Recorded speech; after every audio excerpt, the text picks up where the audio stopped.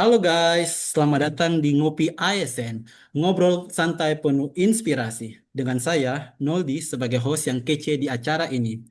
Di episode perdana kita kali ini, kita akan bahas terkait dengan isu-isu kontemporer yang sedang beredar di masyarakat, bahkan di pemerintahan, seperti penyalahgunaan narkoba, kejahatan cyber atau cybercrime, ujaran kebencian atau hate speech, serta dengan penyebaran hoaks. Baik teman-teman di rumah, di sini saya tidak sendirian. Saya ditemani oleh dua narasumber kita yang cantik-cantik jelita, ada Kakak Ati dan Kakak Ika.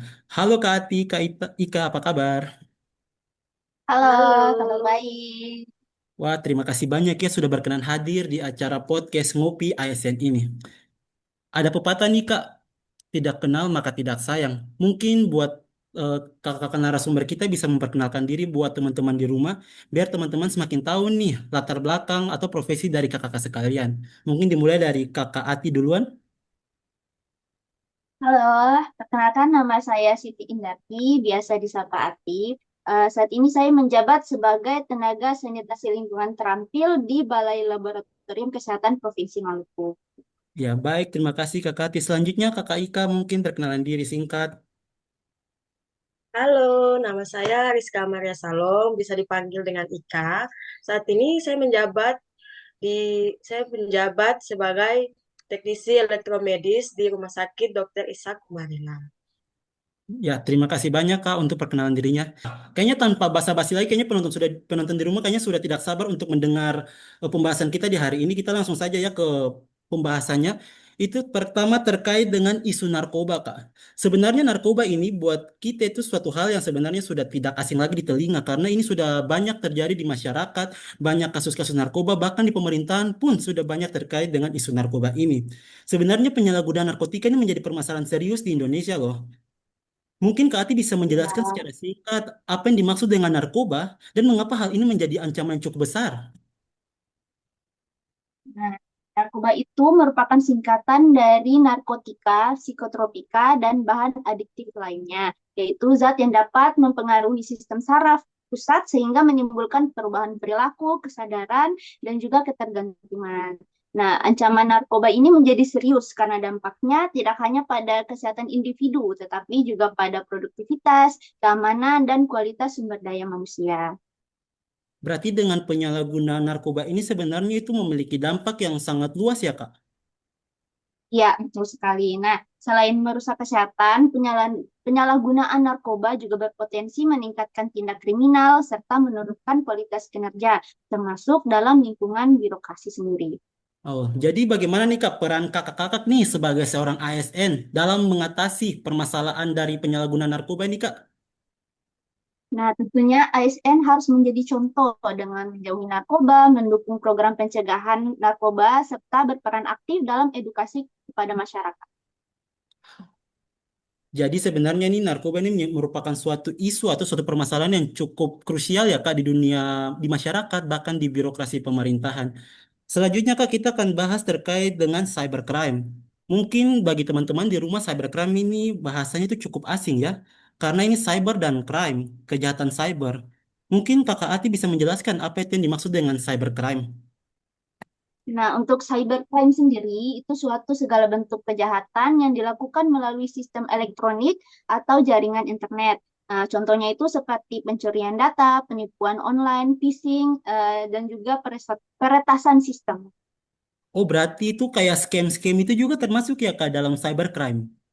Iya, scam juga termasuk dalam cybercrime. Oh, jadi sebenarnya ini karena pengaruh perkembangan teknologi yang semakin pesat, membuat bisa saja terjadi kejahatan di dunia digital ya. Sebenarnya yang ingin saya tanyakan ini, kenapa ini menjadi penting cybercrime ini untuk menjadi perhatian pemerintah? Nah, karena hampir semua sektor saat ini termasuk pemerintahan sudah berbasis digital, sehingga membuat data dan sistem menjadi target yang sangat rentan untuk diserang oleh orang-orang yang tidak bertanggung jawab.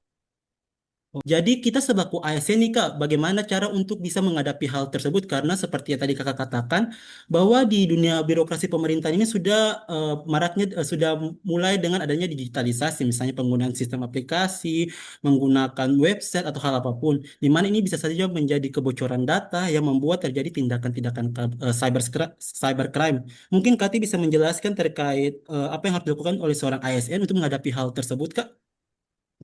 Nah, untuk ASN sendiri, tentunya kita harus meningkatkan literasi digital, menjaga keamanan informasi, serta mematuhi standar operasional prosedur dalam pengelolaan data, sehingga keamanan data-data kita tuh lebih terjaga. Oke Kak, jadi itu yang dapat dijelaskan oleh Kakak Ati. Jadi apalagi kan kita tahu bahwa untuk sekarang itu ASN itu bukan saja kita selaku anak-anak generasi Gen Z ya yang sudah sangat melek dengan teknologi. Ada juga senior-senior kita yang mungkin masih belum terlalu awam dengan penggunaan teknologi seperti penggunaan website atau aplikasi. Sehingga mungkin saja bisa terjadi suatu tindakan cybercrime yang terjadi di dalam birokrasi. Jadi kita selaku ASN-ASN muda, kita itu harus bisa mengingatkan bahkan membimbing rekan-rekan senior kita untuk bisa paham dan bisa terhindar dari tindakan cybercrime. Wow, cukup menarik ya topik kita pada siang hari ini. Selanjutnya Kak, ada juga yang namanya itu hate speech. Kalau dari bahasanya sih hate artinya benci. Sedangkan speech itu bicara atau ngobrol. Mungkin kalau orang awam berpikir bahwa hate speech itu adalah mungkin eh, berbicara dengan kebencian atau bagaimana, Kak? Jadi saya ingin tanyakan nih buat Kak Ika, apa yang dimaksud dengan hate speech menurut Kak Ika? Jadi, hate speech sendiri itu adalah bentuk komunikasi yang mengandung penghinaan, provokasi, atau hasutan terhadap individu atau kelompok berdasarkan suku, agama, ras, atau golongan yang lainnya. Oh, jadi dapat dikatakan secara tidak langsung bahwa hate speech itu adalah ujaran kebencian. Tapi kadang, Kak, di zaman sekarang ini kan kita selaku anak muda itu kan sering bercanda menggunakan kata-kata yang agak mohon maaf ya, agak kasar seperti menggunakan kata-kata hewan. Apakah itu sudah termasuk dengan hate speech, Kak, atau bagaimana? Mungkin menurut Kak Ika? Menurut saya itu sudah termasuk dalam kategori hate speech ya, apalagi mengeluarkan kata-kata yang tidak pantas untuk ditampilkan di halayak umum, begitu kan. Iya. Oh, berarti jadi kita mulai sekarang itu kita juga harus bisa memfilter ya Kak untuk apa yang kita keluarkan agar tidak menimbulkan yang namanya hate speech. Mungkin saya juga ingin bertanya ke Kak Ika terkait dengan dampak nih Kak dari hate speech. Mungkin dampaknya buat masyarakat atau buat kita, mungkin buat Kakak yang pernah dia merasakan yang namanya hate speech oleh teman Kakak atau pacar mungkin.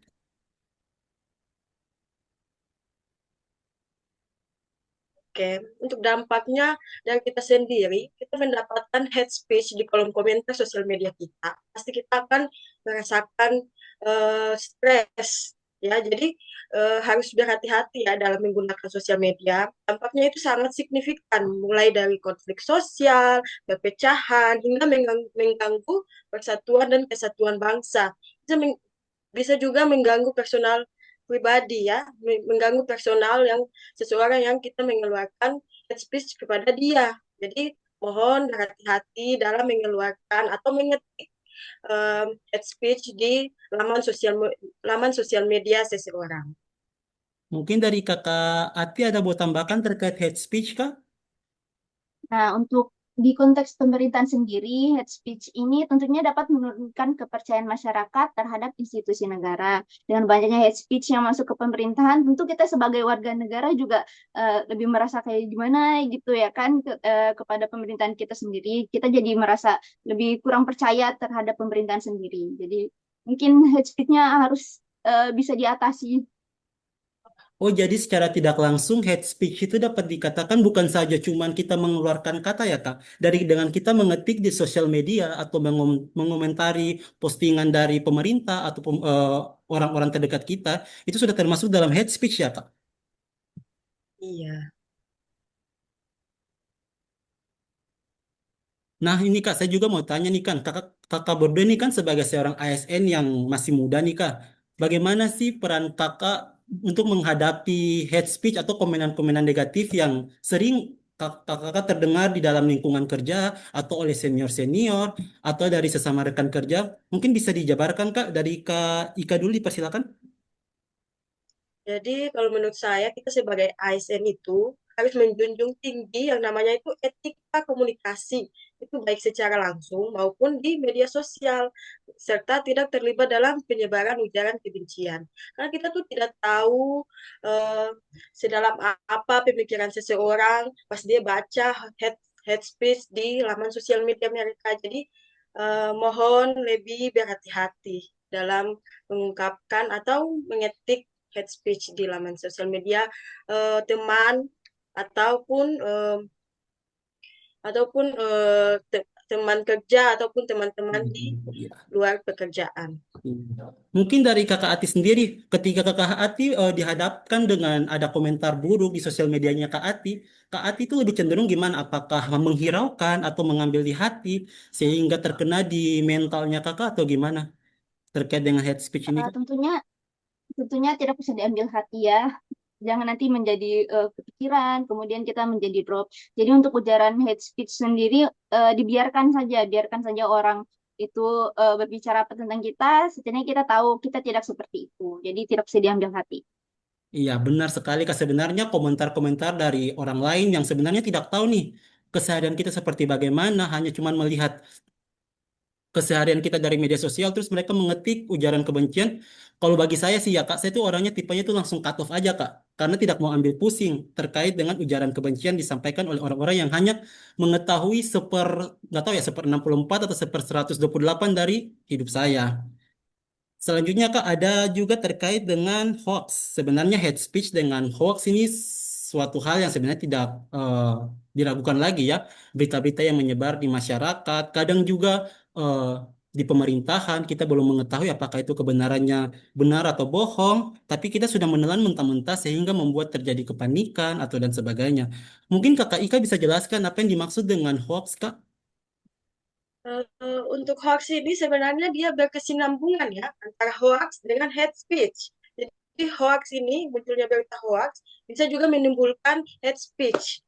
Jadi untuk pengertian hoax sendiri itu adalah informasi yang tidak benar atau tidak valid atau menyesatkan yang disebarkan seolah-olah itu adalah hal yang fakta. Hoax itu mudah untuk menyebar karena seringkali dikemas secara provokatif dan memanfaatkan emosi masyarakat. Jadi perlu hati-hati untuk memilah-memilih berita yang belum tentu benar. Gitu, Kak. Iya, berarti setiap informasi yang kita terima dari media sosial atau dari orang lain itu harus kita olah dulu ya, Kak.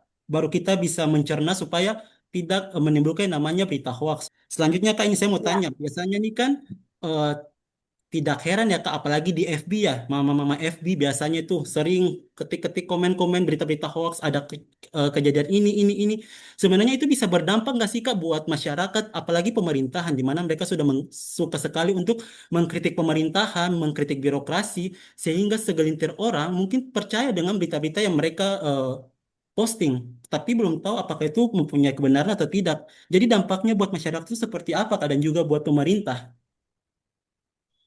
Jadi tentu saja hoax ini dia sangat-sangat berdampak ya. Hoax ini dapat menimbulkan kepanikan, salah persepsi, bahkan konflik sosial dalam konteks pemerintahan. Jadi hoax ini dapat merusak kepercayaan publik terhadap pemerintah atau program pemerintah. Jadi perlu hati-hati. Sekali lagi harus hati-hati memilih berita. Iya, benar. Jadi kita harus bisa memfilter ya, Kak, berita-berita yang kita baca atau berita-berita yang akan kita posting. Mungkin dari Kakak Ati, boleh ada yang mau ditambahkan, Kak? nah benar sekali nih. Jadi ASN itu harus mampu menjadi agen literasi informasi dengan cara melakukan verifikasi sebelum menyebarkan informasi. Jadi jangan jangan sampai ikut menyebarkan berita yang belum jelas kebenarannya. Oh iya, baik Kak Ati, terima kasih. Jadi sebenarnya untuk hoax ini kita selaku ASN muda, apalagi kita sebagai generasi Z, Gen Z yang sudah sangat cukup melek dan sudah sangat gampang mengakses informasi, kita itu harus berhati-hati dan juga bisa memfilter apa yang kita baca, apa yang akan kita posting, sehingga tidak menimbulkan namanya hoax atau hate speech. Karena kita sebagai bagian dari instansi pemerintahan, kita itu sering kita dipandang oleh masyarakat. Apa yang kita posting itu merupakan hal yang sangat krusial. Bahkan masyarakat juga sering mencari-cari celah untuk bisa mengkritik belum tentu apakah itu juga benar atau tidak. Wah, Kak, tidak terasa ya kita sudah membicarakan terkait dengan isu-isu kontemporer ini terkait dengan penyalahgunaan narkoba, cybercrime, hate speech, dan hoax. Cukup banyak insight baru Kak yang saya terima dari kakak berdua. Sebagai penulis sebenarnya saya dapat menyimpulkan bahwa dari apa yang sudah kita bicarakan kurang lebih 15 menit ini, bahwa narkoba itu dia merusak kualitas sumber daya manusia kita. Karena kita tahu sendiri bahwa ada slogan bahwa narkoba itu merusak masa depan bangsa. Apalagi anak-anak zaman sekarang yang masih di masa-masa ingin tahu dan ingin mencoba. Mungkin mereka ketika mencoba narkoba, itu mungkin masa depan mereka itu akan suram, bukan masalah suram atau apa, tapi mereka akan ketergantungan dan mengganggu mental mereka. Selanjutnya terkait dengan cybercrime, ini nih mengancam keamanan data dan sistem. Apalagi kita dalam lingkungan birokrasi yang sudah mulai mencoba untuk mendigitalisasi, itu kita harus bisa mewaspadai yang namanya cybercrime ini. Jangan sekali-kali untuk mengirimkan OTP atau membagikan link-link yang belum tentu itu kebenarannya. Dan juga ada hate speech yang berpotensi itu memecah persatuan. Karena di sini kita tahu bahwa Indonesia merupakan negara yang majemuk, yang memiliki keberagaman suku, ras, dan budaya. Jadi kita harus bisa berhati-hati. Mungkin apa yang kita sampaikan buat orang lain itu mengambil hati. Tapi buat kita itu biasa saja. Kita juga harus berhati-hati. Apalagi kita selaku seorang insan ASN. Dan yang terakhir itu terkait dengan hoax atau penyebaran isu-isu yang belum tentu kebenarannya.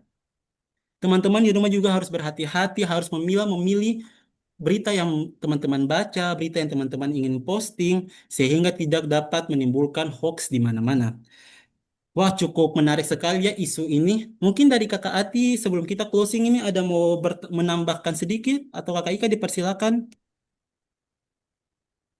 Saya Nah, persilahkan jadi Kakak Ati Oh duluan. ya, silakan Kak Ati. saya Nah, jadi kita sebagai ASN ini harus mampu beradaptasi dengan perkembangan zaman, namun kita juga tetap tidak boleh meninggalkan nilai-nilai dasar, terutama nilai-nilai Pancasila dan Undang-Undang 1945.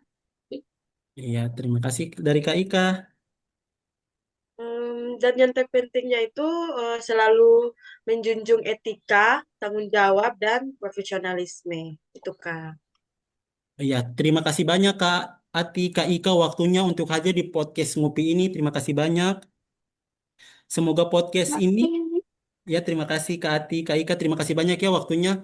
Semoga dengan adanya podcast ini dapat menambah wawasan kita dan menjadi pengingat bagi kita semua untuk terus menjadi ASN yang berakhlak dan berdampak positif bagi masyarakat. Mungkin sampai di sini dulu ya podcast ngopi kita di sini. Sampai jumpa di podcast ngopi ASN berikutnya. Bye. Dah.